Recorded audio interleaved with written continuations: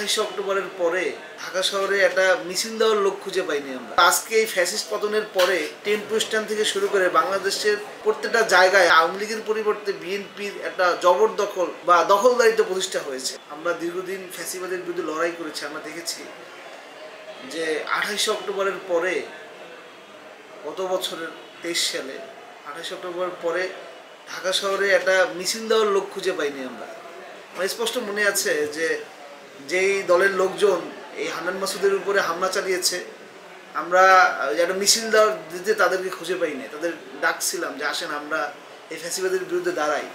কিন্তু আজকে এই ফ্যাসিস্ট পতনের পরে টেম্পো স্ট্যান্ড থেকে শুরু করে বাংলাদেশের প্রত্যেকটা জায়গায় আপনি দেখবেন এখানে আওয়ামী লীগের পরিবর্তে বিএনপির একটা জবরদস্তি বা দখলদারিত্ব প্রতিষ্ঠা হয়েছে। তো হান্নান মাসুদ আপনি দেখবেন, আপনি ভিডিওটা আপনারা দেখেছেন যে তাই সে তার একটা জনসভায় বলতেছিল যে এই চাঁদাবাজি আর এই বাংলাদেশে চলবে না। সে যেই বলছে যে চাঁদাবাজি আর চলবে না, তখনই তার উপরে তার সমর্থক গোষ্ঠীর উপরে এই চাঁদাবাজরা যারা ওই হাতিয়া অঞ্চলকে প্রভাব বিস্তার করতে চায়, লুটপাট করতে চায়, তারা হান্নান মাসুদের উপর হামলে পড়ে। তো সেই জায়গাটা অবশ্যই নিন্দনীয় এবং আমরা তৎক্ষণাৎ গতকালকেই প্রতিবাদ মিছিল করেছি। আমরা আইনকে তার চলমান গতিতে তাদেরকে গ্রেপ্তার করার দাবি জানিয়েছি।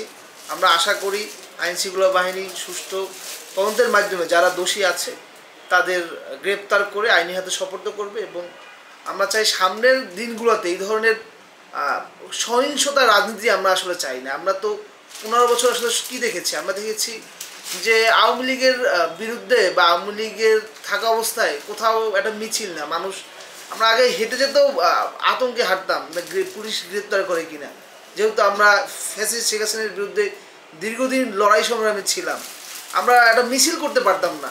তো এই এখন যদি বর্তমান এই পরিবর্তিত বাংলাদেশে যাদের কারণে, যাদের নেতৃত্বে এখন মিছিল করতেছেন আপনারা, এখন আপনারা বড় বড় জনসমাবেশ করতেছেন, তাদের উপরে যদি হামলা করেন, এটা আমি মনে ওই দলের জন্য একটা লজ্জা। তারা তাদের পার্টি থেকেও এই বিষয়গুলো তারা দেখবে বলে আমরা মনে করি।